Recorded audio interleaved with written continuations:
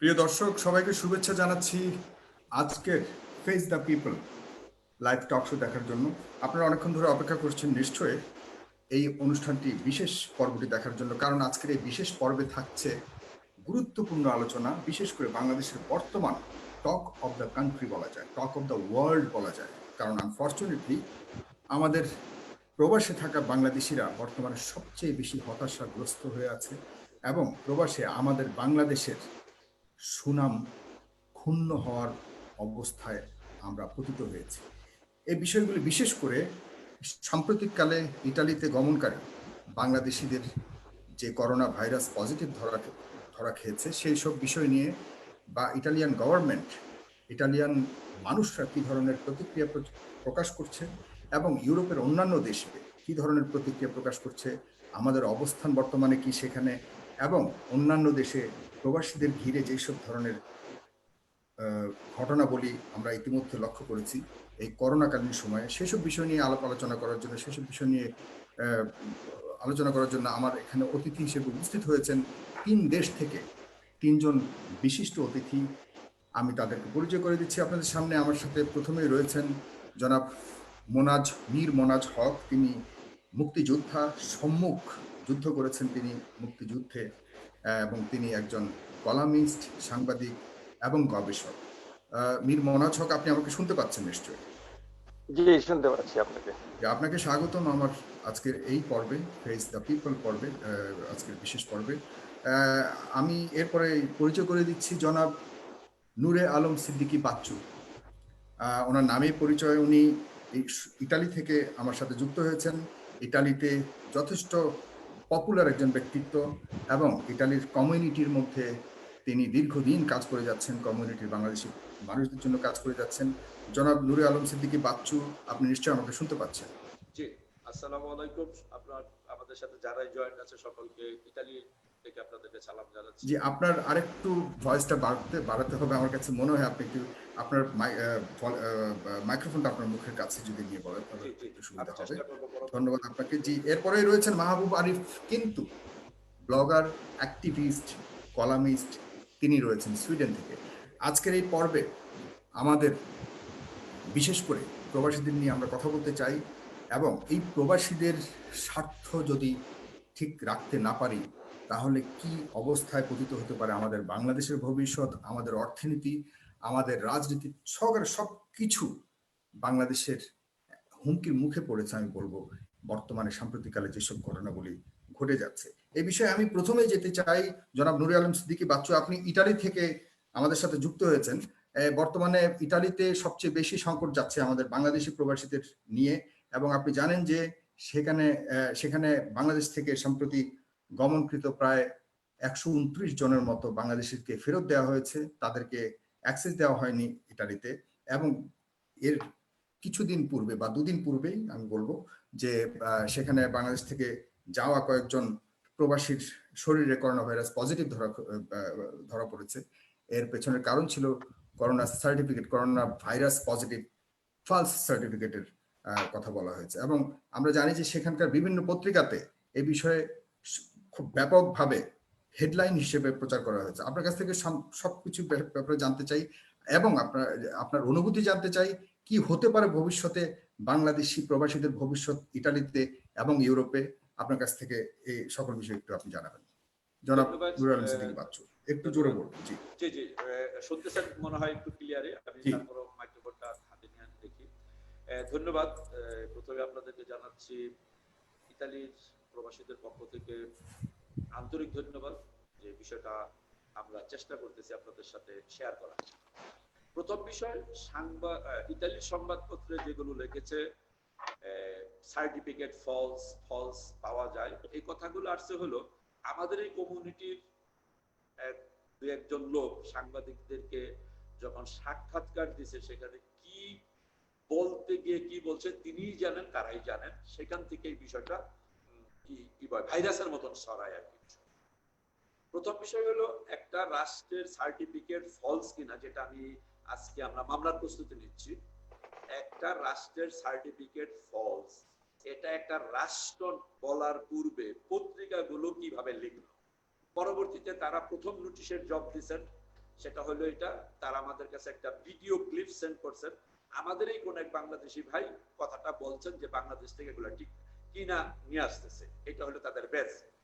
সুতরাং প্রথমে আমি বলবো যে বাংলাদেশ থেকে যে সার্টিফিকেট গুলো আসছে সেগুলো আদৌ ফলস কি ফলস না, নাকি বাংলাদেশের যে ইনস্ট্রুমেন্টস, সেই ইনস্ট্রুমেন্টস আদৌ 100% সঠিক তথ্য দেয় কিনা, সেটা একটা প্রশ্ন থেকে যায়। আমি সেই টেকনিক্যাল প্রশ্নের বাহিরে যেটা যাচ্ছি সেটা হলো এটা, ইতালিতে আজকে প্রায় 1300 লোকের এন্ট্রি হয়েছে এই চার্টার্ড ফ্লাইটে গতকালকে পর্যন্ত। এই 1300 লোকের ভিতরে যারা আসছে অবশ্যই আমাদের কিছুটা দায়িত্ব অবহেলা আছে। আমরা আসার পর আমাদের যে বিষয় কি বলে কোয়ারেন্টাইনে থাকা উচিত ছিল সেটা আমরা করি নাই বা ঘর থেকে বাইরে হয়েছি।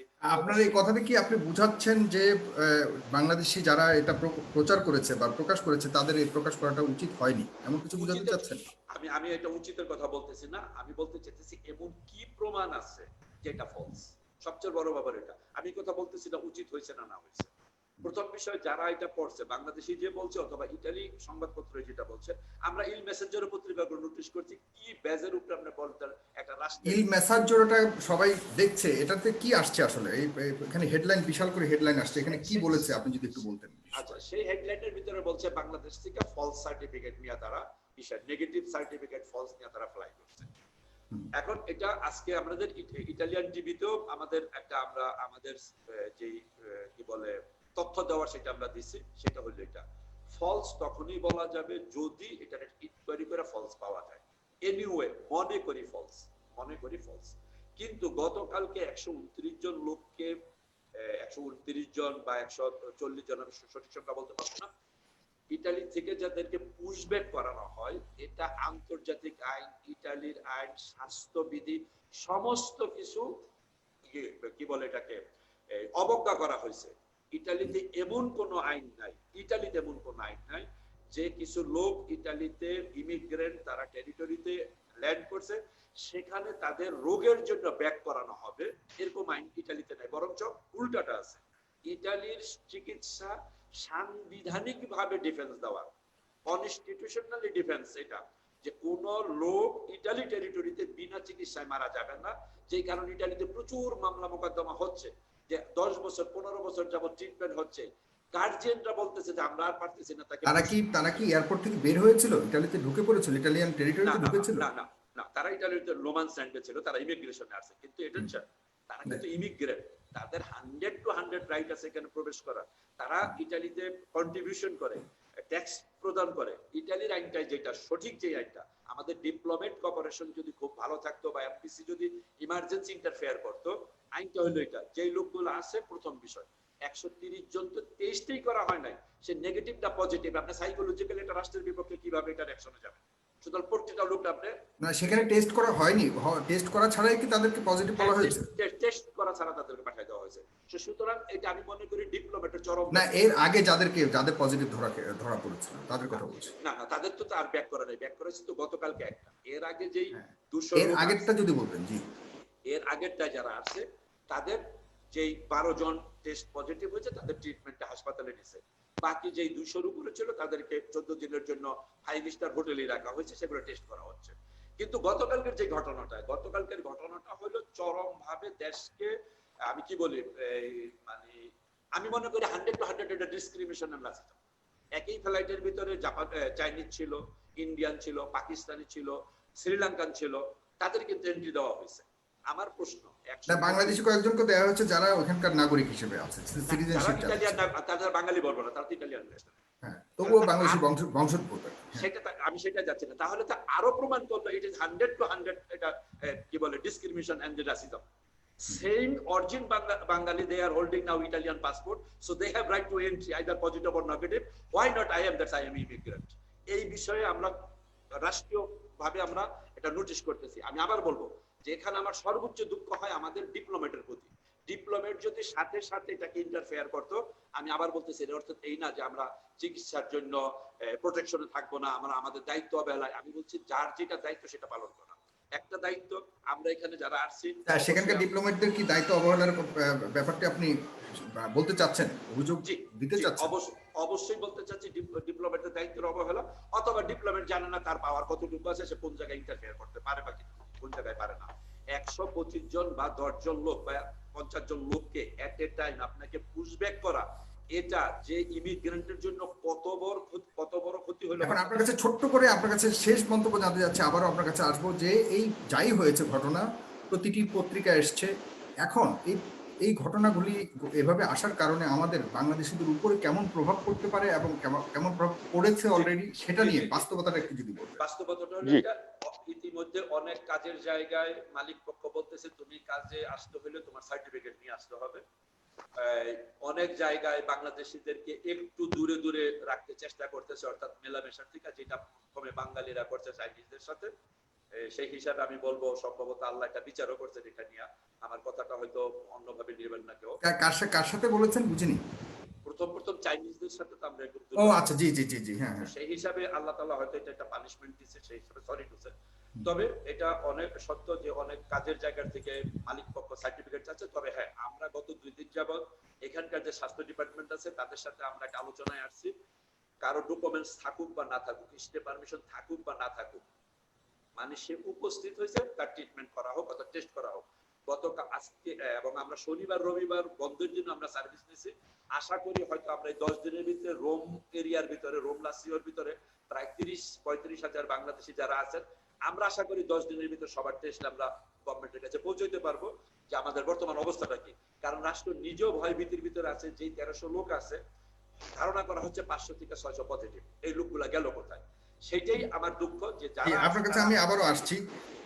দর্শক, আপনারা অবশ্যই এই সুন্দর অনুষ্ঠানটি আপনাদের নিজেদের টাইম লাইনে শেয়ার করবেন, কারণ গুরুত্বপূর্ণ অনুষ্ঠান সবাই জানুক। আমরা চাই বর্তমান যে ইতালিতে আমাদের বিশাল একটি সোর্স অফ রেমিটেন্স, এটার প্রবাহ যেন স্বাভাবিক থাকে, এবং এই ঘটনাবলীর কারণে কি ধরনের অর্থনৈতিক সংকটও আমরা পড়তে পারি সে বিষয়ে আমি মন্তব্য জানতে চাইব। মীর মুনাজ হক, আপনি জার্মানি থেকে আমার সাথে যুক্ত হয়েছেন, আপনি গবেষণা করেন, আপনি নিজে একজন মুক্তিযোদ্ধা, তিনি সরাসরি যুদ্ধে অংশগ্রহণ করেছিলেন।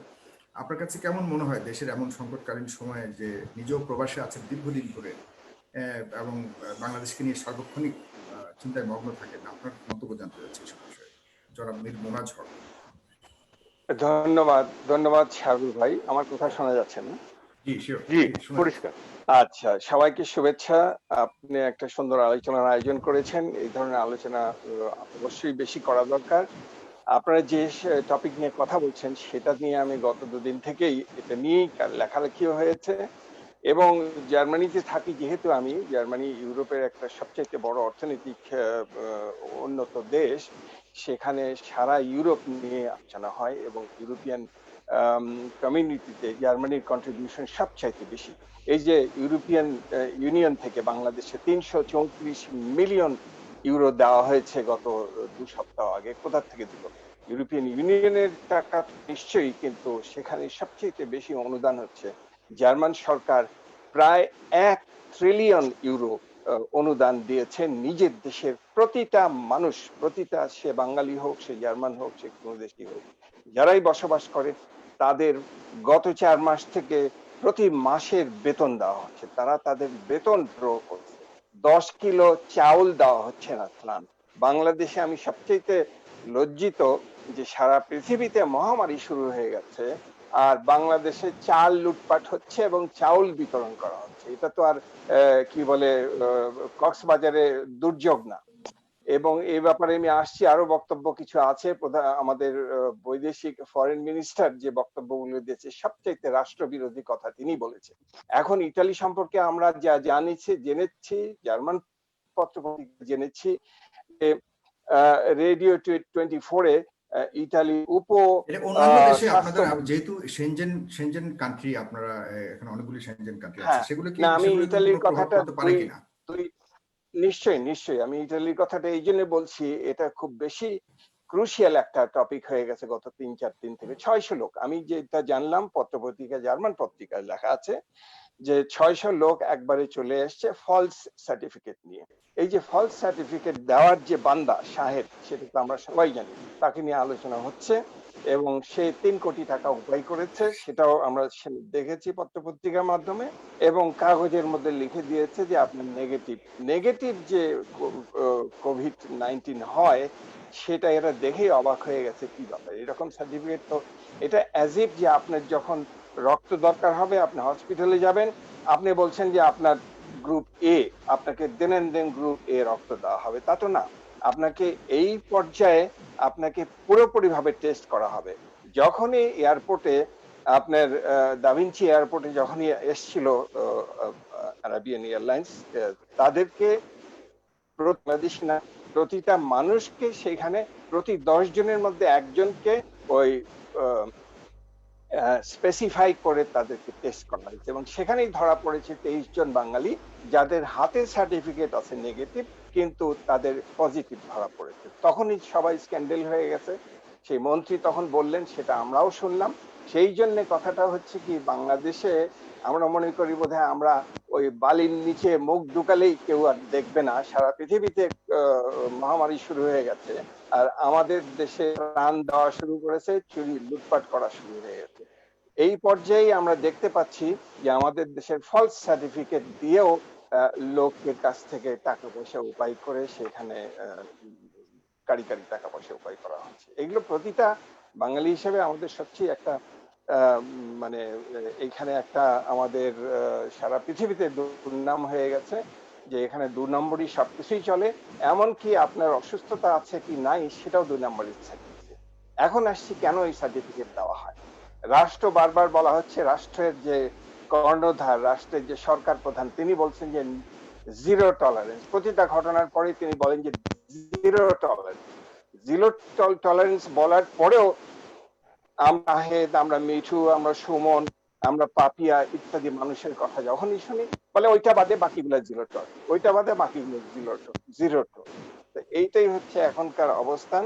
আমি জার্মানি থেকে যে জিনিসটা দেখতে পাচ্ছি সেখানে হচ্ছে এই যে দেখেন কতদিন, আমি সবই একসঙ্গেই বলতে হচ্ছে কথাগুলো, আপনি স্পেসিফিক্যালি যেহেতু প্রশ্ন করেননি, আমি যেগুলো দেখলাম সেটা হচ্ছে মাননীয় পররাষ্ট্রমন্ত্রীকে 71 টেলিভিশনের ঝুমুর বাড়ি জার্নালিস্ট একটা প্রশ্ন করেছিল যে মাননীয় পররাষ্ট্রমন্ত্রী, আপনি কেন বাঙালিদেরকে, সারা পৃথিবীতে কোটি কোটি বাঙালি আছে, তাদেরকে ত্রাণ দেওয়ার শুরু করলেন কেন? দেশে তো টাকা দিতে পারছেন না, দেশের লোকদের বেতন দিতে পারছে না, অথচ বিদেশে আপনি কি বলে মালয়েশিয়াতে 40 লক্ষ টাকা দিয়েছেন, 40 লক্ষ টাকা দিয়েছে। চিন্তা করেন সেখানে লক্ষ লক্ষ বাঙালি থাকে এবং 7,000 লোককে দাও। আমি হিসাব করে দেখলাম 7,000 লোককে যদি 40 লক্ষ টাকা ভাগ করেন তাহলে মাথা প্রতি হবে হচ্ছে 571 টাকা। 571 টাকা দিয়ে আপনি ইউরোপে এই এক প্যাকেট চীনাবাদাম কিনতে পারবেন, তার বেশি না, এক প্লেট খাবারও পাবেন না। এটাকে যদি অনুদান বলি, যে বাংলাদেশ সরকার অনুদান দিচ্ছে সারা পৃথিবীতে বাঙালিদেরকে দেওয়ার জন্য, এবং যে পরিমাণ অনুদান দেওয়া হচ্ছে সেটা দিয়ে আমরা 250 গ্রাম চীনাবাদাম কিনতে পারি। এই হচ্ছে আমাদের অবস্থান, বাঙালিদের অবস্থা। সেখানে আমরা কি করতে পারি? তিনি বড় বড় কথা বললেন এবং তার বক্তব্যের মধ্যে এককালে নাকি তিনি ডিপ্লোম্যাট ছিলেন, কিন্তু তিনি মানুষকে হেয় করে কথা বলেন এবং মানুষকে বলেন, একবার বলেছেন যে নবাবজাদা, একবার বলেছেন যে তারা ফিরে আসলে পরে তারা চুরি করবে, চুরি ডাকাতি হবে বাংলাদেশে। এগুলো হচ্ছে আমাদের দেশের পররাষ্ট্রমন্ত্রী। এবং তিনি যখন ভিক্ষা করতে বাড়ায়, অলরেডি কিন্তু বাংলাদেশে এই যে ইউরোপিয়ান পার্লামেন্ট দিয়েছে 334 মিলিয়ন, গত পরশুদিন জাপানের প্রধানমন্ত্রী প্রায় 1 বিলিয়ন ইয়েন দিয়েছে। তো এবং ওয়ার্ল্ড হেলথ অর্গানাইজেশন আমেরিকাও আমি আপনার কাছে ওটার ওই বিষয়ে আসছি আবারও। জনাব মীর মোনাজ হক, এই পর্যায়ে আমি একটু যেতে চাই জনাব আরিফ, মাহবুব আরিফ কিন্তু ভাই আপনার কাছে, যে কিন্তু ভাই আপনি সুইডেন থেকে আপনি লগ ইন করেছেন, আমার সাথে যুক্ত হয়েছেন, বিষয়টি আপনি খুব ক্লোজলি দেখছেন আমি যতদূর জানি, আপনি আপনার মতামত জানতে চাই। আপনি ধন্যবাদ সাগর রহমান ভাই, আপনাকে সুন্দর আলোচনার উপস্থাপনা করার জন্য আপনাকে অসংখ্য ধন্যবাদ জানাই। সচরাচর আপনি যেটা করে থাকেন সেটা আমাদের জন্য যথেষ্ট উপকারে আসে এবং দেশবাসীর উপকারে আসে। যাক, আমি আসল কথায় চলে আসি। ইতালির একটি জাতীয় পত্রিকায় প্রধান শিরোনাম ছিল পত্রিকার ডাল বাংলাদেশ কনটেস্টে ফালসি। বিষয়টার অর্থ দ্বারা যে বাংলাদেশ থেকে ভুয়া টেস্ট করিয়ে আনা হয়েছে যারা যাত্রীরা সেখানে ল্যান্ড করেছে, মানে বাংলাদেশ থেকে যখন যাত্রীরা 6 জুলাই সোমবার তারা 274 জন যাত্রীর পত্রিকায় বলা আছে যাত্রীদের মধ্যে 63 জনই পজিটিভ রোগী ছিল।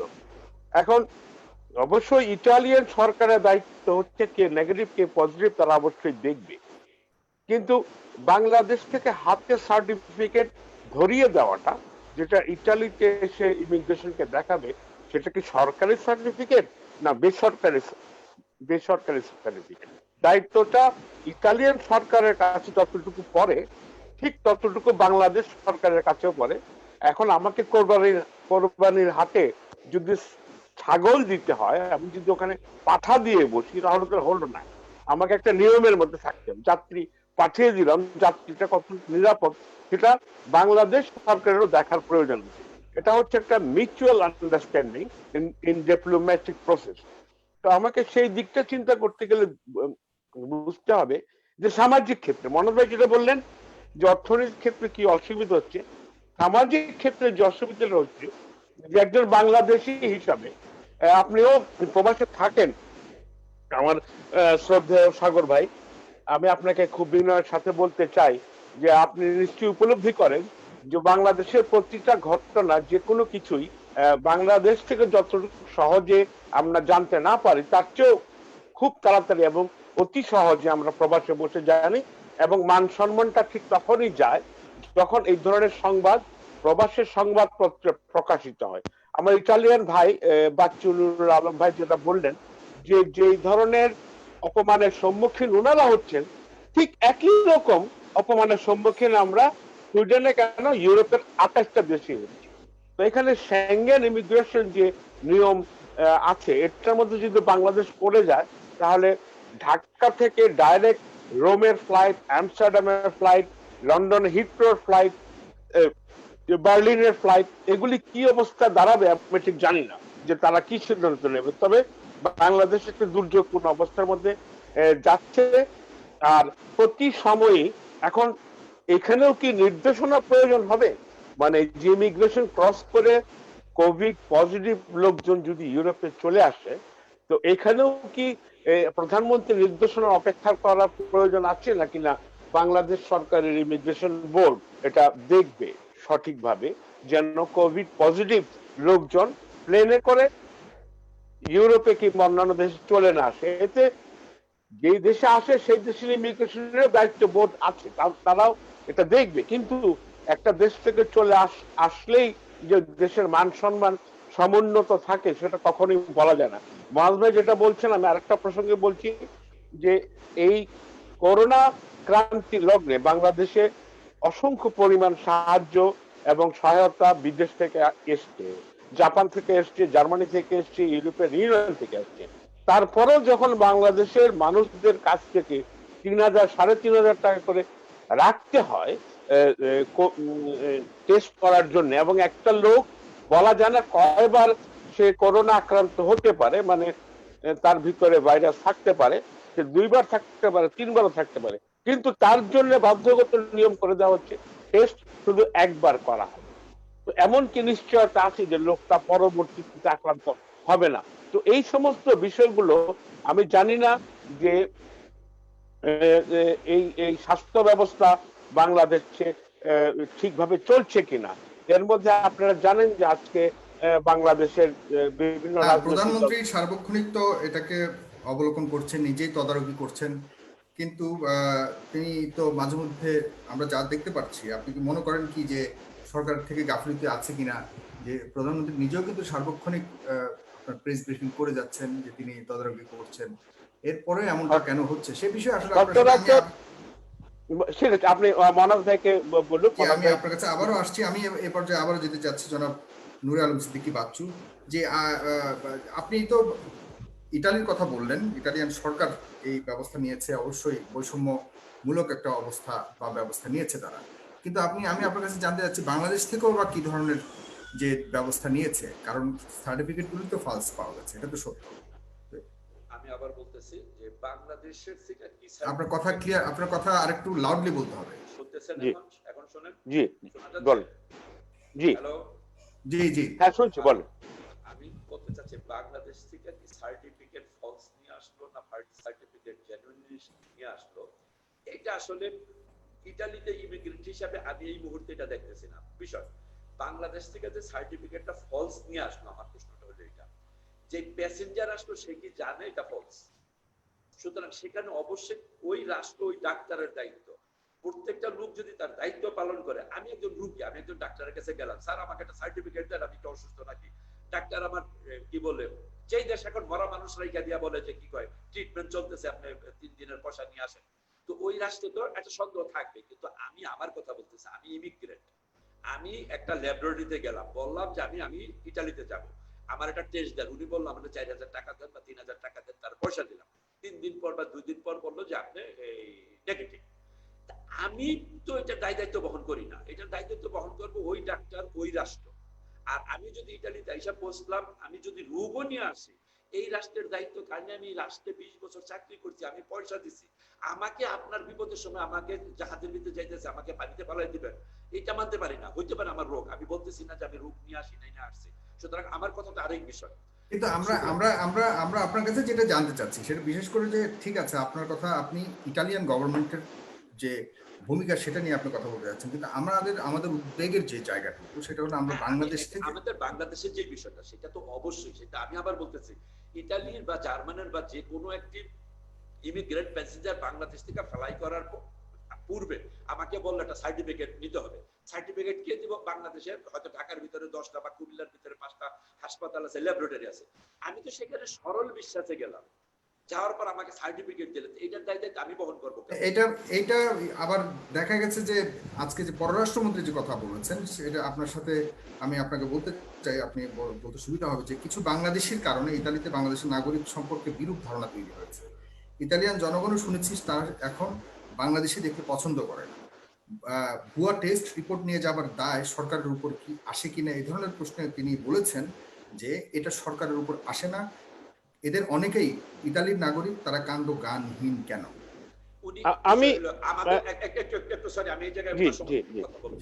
আমার সাথে কয়েকটা বিষয় কয়েকবার ফেস টু ফেসে কথা হয়েছে।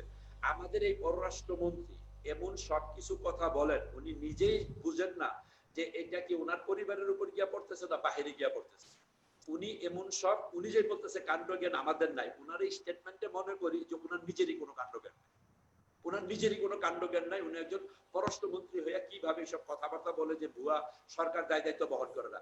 100 বার সরকার দায়িত্ব বহন করে। বাংলাদেশ থেকে যখন একটা ফ্লাইট ফ্লাই করে, প্রত্যেকটা লোকের ডাটি আন্তর্জাতিক ভাবে প্রত্যেকটা ইমিগ্রেশনে পাঠানো হয়, সেটা দোহাতে আছে। দোহার থেকে যখন এই প্যাসেঞ্জার গুলো এখানে আসে, তাদের ফ্লাইট বাংলাদেশে কি টেস্ট, ধরে নিলাম করোনা সার্টিফিকেট জাল ছিল বা ইয়ে ছিল, ঠিক আছে, এটার জন্য তারা, কিন্তু বাংলাদেশে কি, বাংলাদেশে যখন ইমিগ্রেশনে ঢোকে সেখানে কি কোনো ইয়ে নাই, থার্মাল স্ক্যানার ছিল না, সেখানে কি তাদের কি পরীক্ষা করা ছিল, পরীক্ষা করেনি? করা উচিত, যেটা আরো 2 মাস পূর্বে আমাদের একটা লাইভের ভিতর আমরা জানাইছি, যেখান থেকে যেখানে আসবেন প্লিজ আপনার এই জিনিসগুলো দেখেন।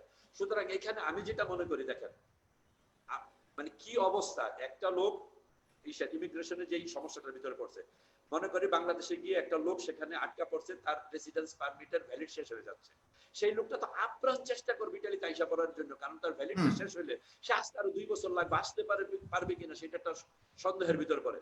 অনেক মা এখান থেকে, অনেক বোন প্রেগনেন্সি নিয়ে বাংলাদেশে গেছেন, এখানে হয়তো 4 মাস 5 মাসের প্রেগনেন্সি নিয়ে গেছে, 2 মাস তাই এসে পড়বো, তারা সেখানে এখন মা হয়েছে, কোন আইনের ভিতরে পড়ে সেই শিশুটা এখানে কিন্তু সরাসরি আসতে পারবে না। ফলে এই ইমার্জেন্সি ঘটনাগুলোর জন্যই কিন্তু মানুষ এইভাবে তাড়াহুড়া করে আসে। তো অবশ্যই রাষ্ট্র যেহেতু জানে যে বিরাট একটা শ্রম বাজার ইটালিতে, 1,40,000 লোকের একটা সাপোর্ট বাংলাদেশ গভর্নমেন্ট পাচ্ছে, তো সেইখানে শ্রমিক গুলা যে আসতেছে, সেই রাষ্ট্রের, সেই বিমানের, সেই আমাদের সবকিছু তাদের তো 360 ডিগ্রি অ্যাঙ্গেলটা নিয়ে চিন্তা করা উচিত ছিল। তারা একটা কৌণিক 15% চিন্তা করলো, এখান থেকে একটা কি আছে, গ্যাপ আছে, আমরা এখান থেকে ঢুকে পড়ি, এটা তো রাষ্ট্রের উচিত না। এখন পররাষ্ট্রমন্ত্রী যতই বলুক তার দায়িত্ব না, 100 বার পররাষ্ট্রমন্ত্রীর দায়িত্ব ছিল, বিমান যোগাযোগ মন্ত্রণালয়ের দায়িত্ব ছিল, স্বাস্থ্য মন্ত্রণালয়ের দায়িত্ব ছিল, আর সর্বোচ্চ যিনি ফেরত সে হলো আমাদের রোম ডিপ্লোম্যাট যিনি, তিনি, আমি মনে করি এটা। এর তার বাইরে তার তার ভূমিকা কি অবস্থা দেখছেন, মানে আপনার রাষ্ট্রদূত যিনি আছেন তার তার রাষ্ট্রদূত ভূমিকা? আচ্ছা, রাষ্ট্রদূত কোনোভাবেই তিনি ইন্টারফেয়ার করেন। রাষ্ট্রদূত যদি ইন্টারফেয়ার করতো যে আমার প্যাসেঞ্জার গুলো আপনারা কি গেছেন কিনা, বা আপনারা কি এই ওনার কাছ থেকে বঞ্চিত হয়েছেন কিনা, ইতিমধ্যে না, ট্রাই আমরা করেছেন কিনা? না, এক মিনিট। আমি নিজে ব্যক্তিগতভাবে রাষ্ট্রদূতের কাছে যাইও না, আর রাষ্ট্রদূত সাহেবের কথাবার্তা আমাদের পররাষ্ট্র মন্ত্রীর মতনই কথা, এটা আমি ব্যক্তিগতভাবে বলতেছি। তবে উনি ইচ্ছা করলে এটা ইন্টারফেয়ার করতে পারতো, এবং আমি বলতেছি যে একটা চাপ দেওয়া উচিত ছিল, কারণ যেহেতু তিনি রাষ্ট্রদূত, তিনি আমাদের আইনি অভিভাবক, লিগ্যাল গার্জিয়ান তিনি, সুতরাং চাপটা কিসের দিবে? কারণ চাপ তো, উনি তো অপরাধী, যে অবস্থা অপরাধী? হয়েছে সেটা যদি হয় তাহলে তো উনি অপরাধী, বা বাংলাদেশ অপরাধ মানে করেছে। আমরা প্যাসেঞ্জার অপরাধ করছে? না, মানে বাংলাদেশ, উনি তো রাষ্ট্রের ভূমিকা মানে যে রাষ্ট্রের। প্যাসেঞ্জার গুলা পজিটিভ নিয়ে আসছে সেটা অপরাধ? না, আমি বলছি যে উনি রাষ্ট্রের প্রতিনিধিত্ব করছে, সো আমরা বাংলাদেশকে কাঠগড়ায় দাঁড় করিয়েছি। আমাদের যে লোকজন এখন বর্তমানে সাফার করছে, সেটার জন্য বাংলাদেশের রাষ্ট্র ব্যবস্থাকে, আপনি আমি আমরা সবাই বলছি, সেখানে দুর্বল ব্যবস্থার কারণে কিন্তু তারা এখানে আসতে পেরেছে। সুতরাং উনি, আপনি বলছেন সেখানে চাপ দেওয়ার জন্য, ওনার চাপটা দেওয়ার জায়গাটা কোথায়? কারণ চাপ দেওয়ার কোনো সুযোগ নেই। ওনার চাপটা দেওয়ার জায়গা এইটা, ইতালির আইন অনুযায়ী, ইতালির টেরিটরি থেকে কোনো লোক, অসুস্থ লোক এক্সপেল করা যাবে না। প্রথম বিষয়, কোনো লোক এক্সপেল করা যাবে না।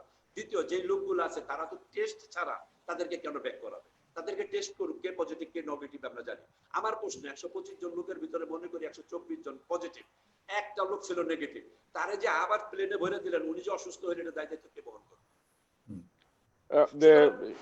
সুতরাং বিষয়টা হলো, আমি একটা অপরাধ করছি, আমি চুরি করছি, আমার চুরির বিচার হবে, এর তো ধরে তো না আপনি আমার কি বলে যে কোনো ভাবে আপনি আমার একটা বিচারের পূর্বে আপনি আমার রায় দিবেন, হইতে পারে না, এটা মানতে পারি না। জি, আমি একটু ইন করতে যাচ্ছি।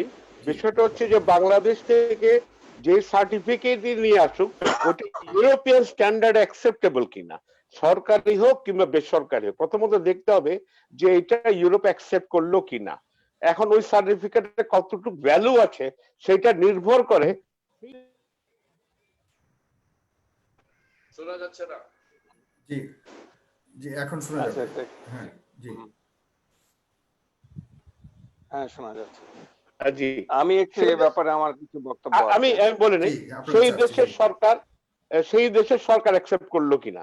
তো এখন যেই দেশে ঢুকবে সেটা সেই দেশের দায়িত্ব, সুস্থ রোগী আসলো কিনা অসুস্থ মানুষ আসলো, এই বিষয়টা সেই দেশের ইমিগ্রেশন কিংবা ইউরোপ।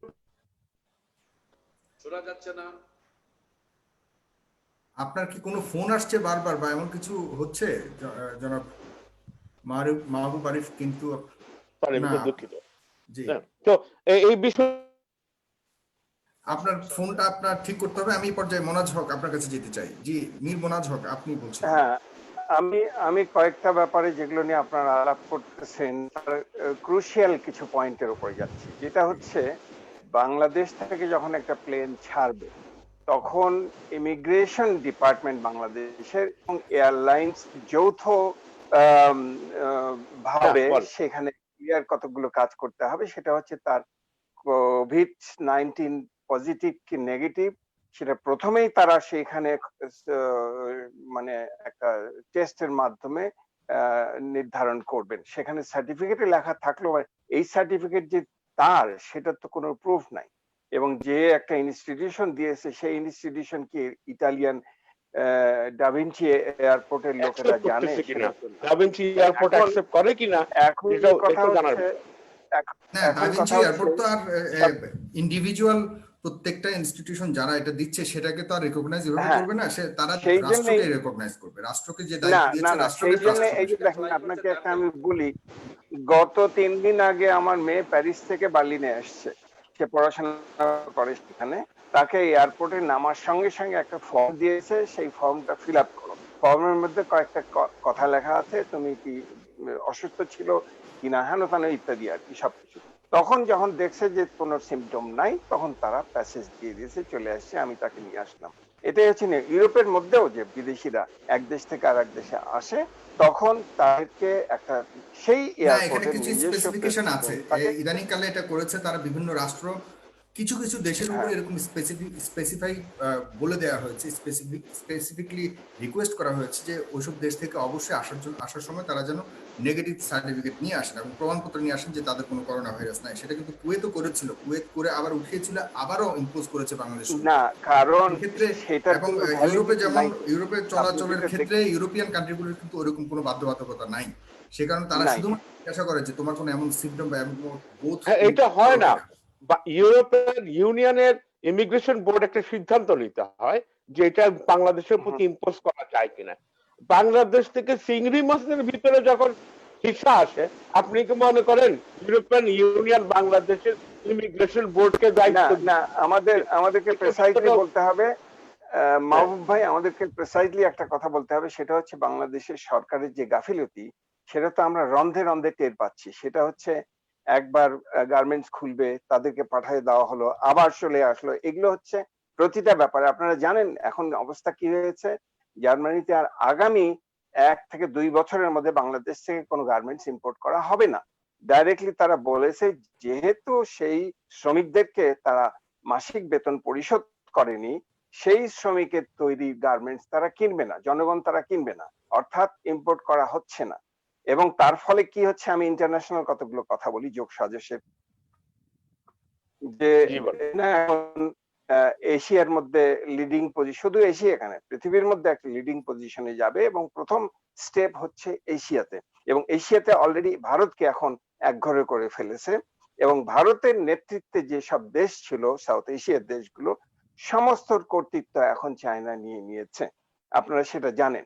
অর্থাৎ চায়না চাচ্ছে যে বাংলাদেশ, যেহেতু ভারতের সঙ্গে ভালো একটা সম্পর্ক ছিল এতদিন, চায়নাকে বাংলাদেশকে আপাতত একটা পাউজের মধ্যে ফেলে দিয়ে মিয়ানমারকে প্রচুর ভাবে সাহায্য করতেছে। মিয়ানমার অলরেডি তারা গার্মেন্টস ইন্ডাস্ট্রিতে ঢুকে পড়েছে।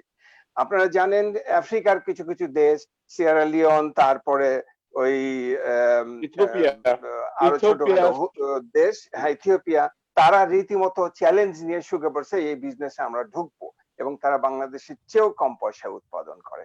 অর্থাৎ ইউরোপ আমেরিকার যারা কনজিউমার, তাদের কতগুলা আছে, টার্গেট আছে, যে প্রোডাক্টটা আসবে সেই প্রোডাক্টটার যে তৈরি করতেছে তাদেরকে উপযুক্ত পারিশ্রমিক দিতে হবে। এটা হচ্ছে তাদের জনগণের দাবি। সেটা তাদের যেহেতু দিচ্ছে না, গত চিকিৎসা, 4 মাস থেকে তাদের কোনো বেতন দিচ্ছে তাদের না। Union right. হ্যাঁ, সেটা তো আছেই। তাদের যে 4 মাস থেকে বেতন দেওয়া হচ্ছে না, এই খবরটা তো ইউরোপে কেন সারা পৃথিবীতেই চলে আসে। এটা তো বাংলাদেশের, এটা তো আমরা বালুর মধ্যে নখ ঢুকাই দিয়ে, কি বলে, ঠোঁট মাথা ঢুকাই দিয়ে আমরা ঢুকিয়ে দিয়ে, মুখ বলি যে ঢুকিয়ে কেউ দিয়ে তো আমরা ইয়ে করি। তা না। জি হ্যাঁ, জি তা এখন কথা হচ্ছে, আমি দুটো প্রশ্ন বলি, শেষ করে দিই। এখন আগামীতে একটা ভয়াবহ অবস্থা আসবে, অর্থনৈতিক একটা ডিজাস্টার তৈরি হবে। সেই ডিজাস্টারটা আমাদের ওভারকাম করতে 5-7 বছর, যে চিন্তা করেন। আমি আর একটা উদাহরণ দিই, জার্মানির মতো দেশ, যে দেশের 12টা বড় বড় অটোমোবাইল ইন্ডাস্ট্রি আছে, সেখানে লক্ষ লক্ষ শ্রমিক কাজ করে। তাদের গত 4 মাসে কোনো কাজ হয়নি, কিন্তু প্রতিটা শ্রমিক তাদের বেতন পাইছে। কেন পেয়েছে? তারা জানে যে তারা হচ্ছে পৃথিবীর মধ্যে চতুর্থ বৃহত্তর কি বলি জিডিপি আয়ের দেশ। 5 ট্রিলিয়ন তাদের আয়, সেখান থেকে তারা 1 ট্রিলিয়ন দিয়েছে। বাংলাদেশ তো দেয়নি, বাংলাদেশ 10 কেজি চাল দিয়েছে। এটা তো সারা পৃথিবীতে চলে আসছে। যে যে শ্রমিকরা উৎপাদন করে, সেই শ্রমিক আপনি ঠকাইছেন। এখন আপনি যতই ওই আগের মতন বলেন যে আমাদের প্রোডাক্ট নাও, আমাদের কি বলে গার্মেন্টস নাও, মনোজ ভাই, ইউরোপিয়ান কনজিউমাররা নেবে না। সেটাই হচ্ছে কথা। মনোজ ভাইয়ের সাথে আমি আমি জি একমত পোষণ করি। জি মাহবুব আমি আরিফ একটু কিন্তু যাই আপনার কাছেই যে যাচ্ছে। জি আপনি, আপনি বলুন। হ্যাঁ, আমি যেটা বলছি যে আপনি যেভাবেই করেন না কেন, বালুর নিচে মাথা লুকালেই নিজেকে লুকানো যায়, কিন্তু বিশ্বের দরবারে লুকানো যায় না।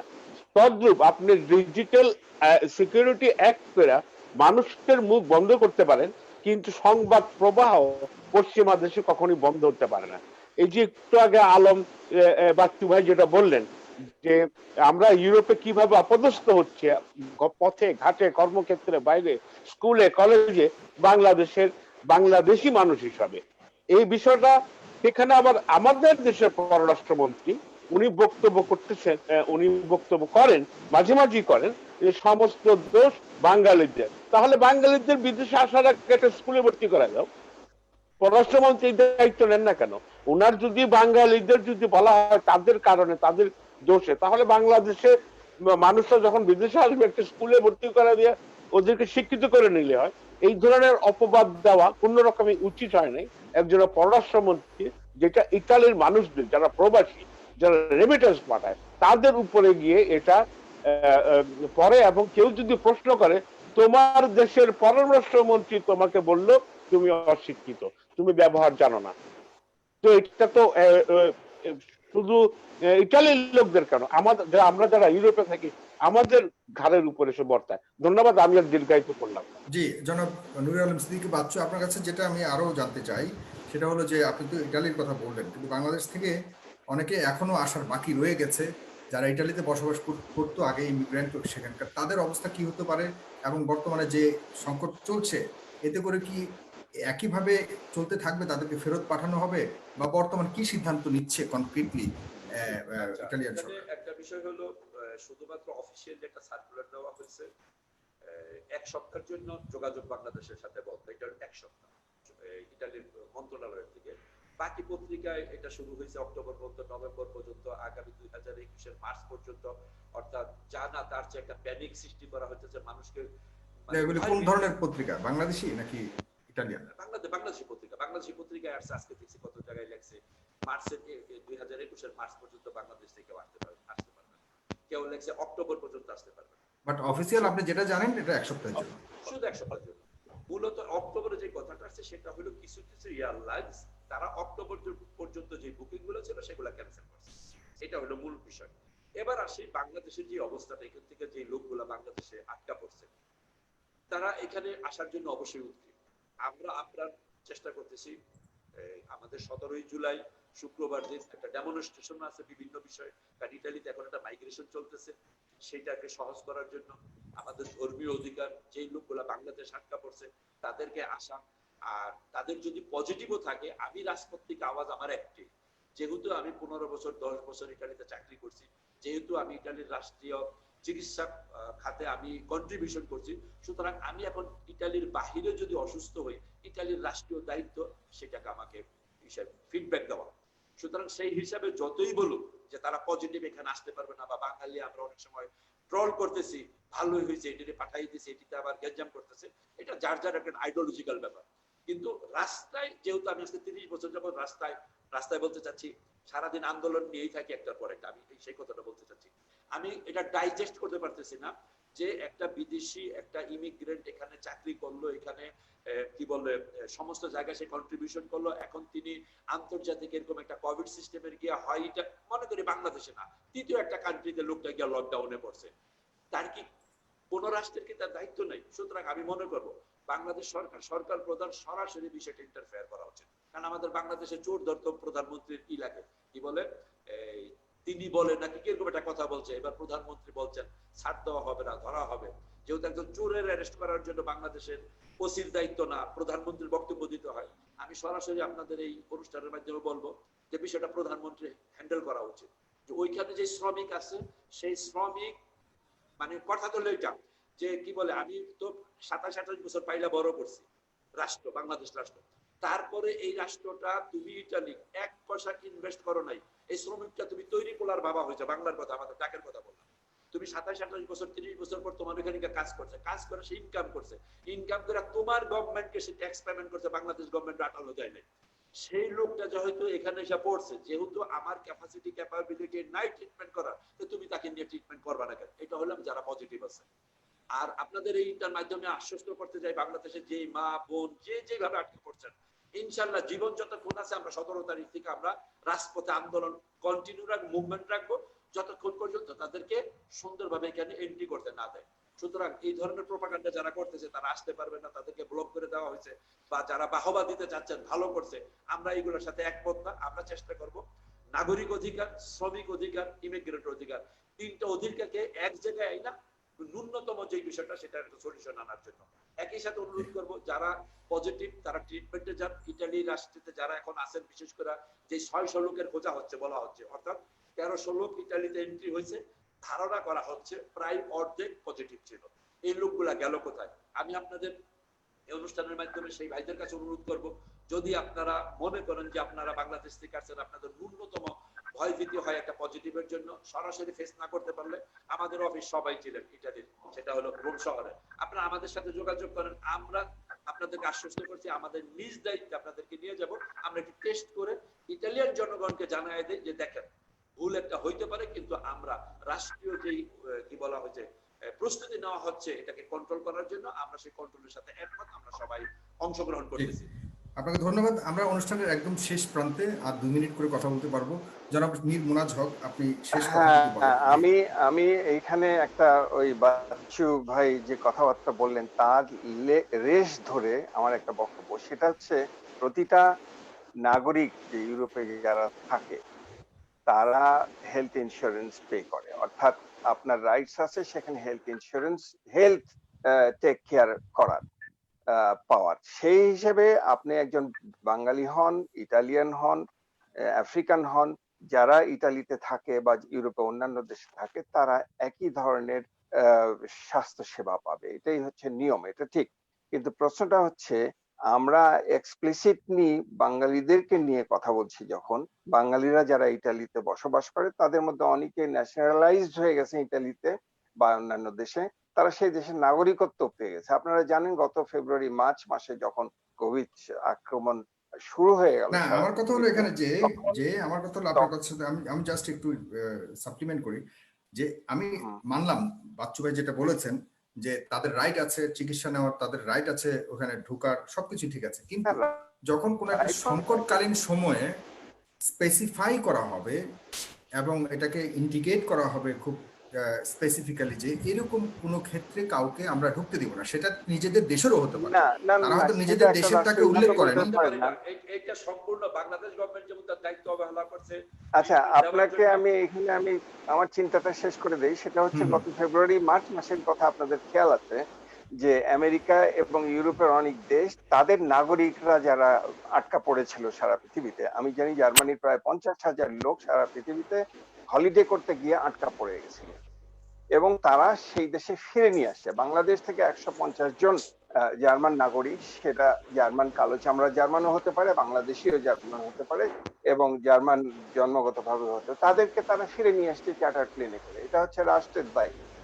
বাংলাদেশ সরকারের পররাষ্ট্রমন্ত্রী কয়জন বাঙালিকে রাষ্ট্রীয় খরচায় দেশে ফিরে নিয়েছে? এটা যদি প্রশ্ন করেন তখন তো হা করে তাকায় থাকবে পররাষ্ট্রমন্ত্রী, এটা আবার কি বলছে।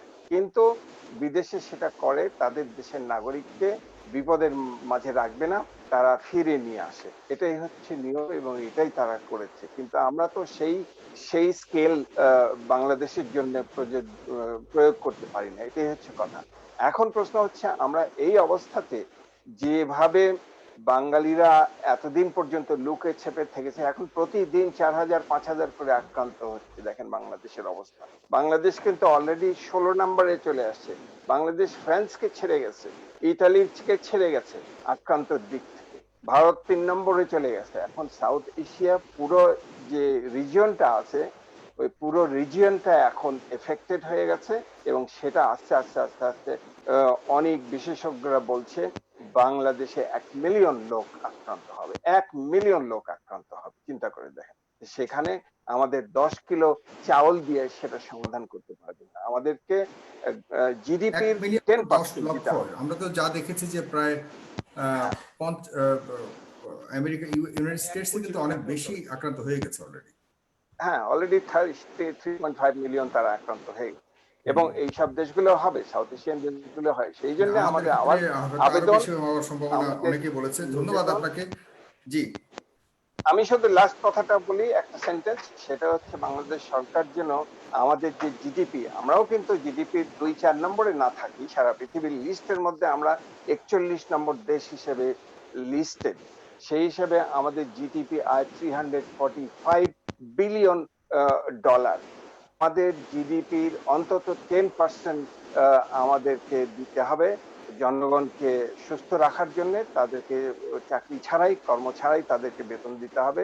10 কেজি চাল দিয়ে এই মহামারীকে ঠেকাতে পারবেন না, এটাই হচ্ছে আমার আবেদন। আপনাকে অনেক অনেক ধন্যবাদ। জনাব মাহবুব আরিফ, কিন্তু আপনার কাছ থেকে ধন্যবাদ। আমি খুব খুব খুব ছোট বক্তব্য দিব। আমাদের যে পরিমাণ জিডিপি আসে সেই পরিমাণে আমার আর্জি থাকবে কিংবা আমার Remittance।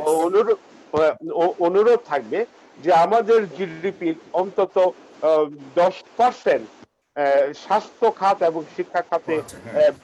ব্যয় করতে হবে।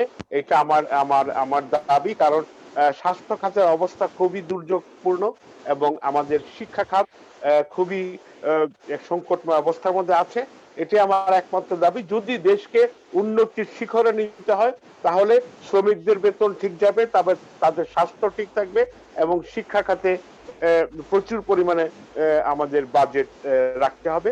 ধন্যবাদ, আমি আর বেশি দীর্ঘায়িত করবো না। ধন্যবাদ।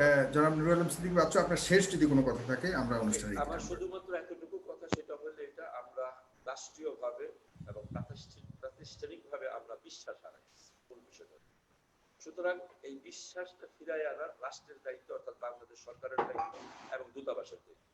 আমরা ইমিগ্রেন্ট হিসাবে যতটুকু বিশ্বাস ফিরাই নেওয়ার দরকার ইটালি প্রশাসনের কাছে, সেটা আমরা গতকাল থেকে শুরু করছি। আজকে ইটালির ন্যাশনাল টিভি, ন্যাশনাল পত্রিকায় প্রথম যে হেডলাইন আছে সেটা হলো এটা, রিনগ্রাসিয়ামো আল্লা কোমুনিদা দেল বাংলা, অর্থাৎ বলতে চাইছে ধন্যবাদ ফ্রেন্ডস বাংলাদেশ কমিউনিটি, যে তারা 100% কোলাবোরেশন করতেছে এই 19 কোভিডের সমস্যাটা থেকে উত্তরণের জন্য। সুতরাং আমরা শ্রমিক হিসাবে, ইমিগ্রেন্ট হিসাবে ইটালির সমাজ ব্যবস্থাকে আমরা বিশ্বাস ফিরাই দিচ্ছি, যে আমরা যে ভুল করছি আমরা কাভার করতেছি। এখন রাষ্ট্রীয়ভাবে বিশ্বাস ফিরানো আমাদের রাষ্ট্রদূত সাহেবের আর আমাদের সরকার প্রধানের, এটা তাদের দায়িত্ব। আপনাদের এই অনুষ্ঠানের মধ্যে আমি অনুরোধ করবো যে বিশ্বাস ফিরানোর জন্য যাহা কিছু করার দরকার তাদের প্রথমে ডিপ্লোমেট এসে রিভিউ করা দরকার। যে খুব সুন্দর কথা বলেছেন আজকে অনুষ্ঠানের মাধ্যমে। আমি যেটা বুঝতে পেরেছি, আমার ব্যক্তিগত একই আবেদন সরকার প্রধান মাননীয় প্রধানমন্ত্রী শেখ হাসিনা, আপনার কাছে আমিও অনুরোধ করব, প্রবাসী যদি থাকে, প্রবাসীরা যদি সুস্থ থাকে, প্রবাসের রেমিটেন্সের প্রবাহ যদি ঠিক থাকে, আমরা বাংলাদেশ, আমাদের বাংলাদেশের মানুষ ভালো থাকবে, আমরা ভালো থাকবো, আপনি ভালো থাকবেন, আমরা সমগ্র বাংলাদেশের যে জাতি বিভিন্ন দেশে ছড়িয়ে ছিটিয়ে আছে সবাই ভালো থাকবে। আমি জনাব নুরুল আলম সিদ্দিকী বাচ্চু, তার সাথে আমি একইভাবে একই সুরে কথা বলতে চাই আপনার কাছে, আপনি নিজে হস্তক্ষেপ করুন। খুব সংকটে আছে আমাদের এই করোনা ভাইরাস নিয়ে, অনেক সমস্যা চলছে, দেশ থেকে দেশের বাইরে চলে যাচ্ছে, প্রবাসীদের উপরে তাদের সুনাম ক্ষুণ্ণ হচ্ছে। এই বিষয়গুলি আপনি যদি নিজের হাতে হস্তক্ষেপ করে, আপনি যদি নিজের হাতে এটাকে সমাধান না করেন, তাহলে এটার ভবিষ্যৎ কোন দিকে যায় আমরা আসলে পরিকল্পনা আমাদের ইমাজিনেশনও আমাদের এটা আসে না। আমি খুব ভীত, আমি খুবই শঙ্কিত, আপনার হস্তক্ষেপ কামনা করছি। এই অনুষ্ঠানটি আমাদের দেশের অনেক অনেক সিনিয়র লিডাররা দেখে থাকেন। আমি আমার এই অনুষ্ঠানের মাধ্যমে আপনাদের কাছে অনুরোধ করবো, আপনারা দয়া করে এই যারা আজকে অতিথিরা আহ্বান করেছে, এই আহ্বানটি আমাদের প্রধানমন্ত্রীর কাছে পৌঁছে দেওয়ার চেষ্টা করবেন। অবশ্যই ইনশাল্লাহ আমরা যেটা বাচ্চু ভাই বললেন, ওখান থেকে কমিউনিটির লোকজন চেষ্টা করছে আমাদের সেই সুনাম ফিরিয়ে আনার, কিন্তু রাষ্ট্রীয়ভাবে আপনাদের চেষ্টা করতে হবে, রাষ্ট্রীয়ভাবে সেটা ফিরিয়ে আনার। সবাইকে ধন্যবাদ আজকের অনুষ্ঠানে এই অনুষ্ঠান দেখার জন্য, এবং আমি অতিথিদেরকেও ধন্যবাদ জানাচ্ছি, কষ্ট করে আপনারা আপনাদের সময় দিয়ে আমার সাথে যুক্ত হওয়ার জন্য। সবাই ভালো থাকবেন, সুস্থ থাকবেন। আসসালামু আলাইকুম। আপনাকেও ধন্যবাদ, আপনার জন্য শুভকামনা। শুভকামনা, ধন্যবাদ।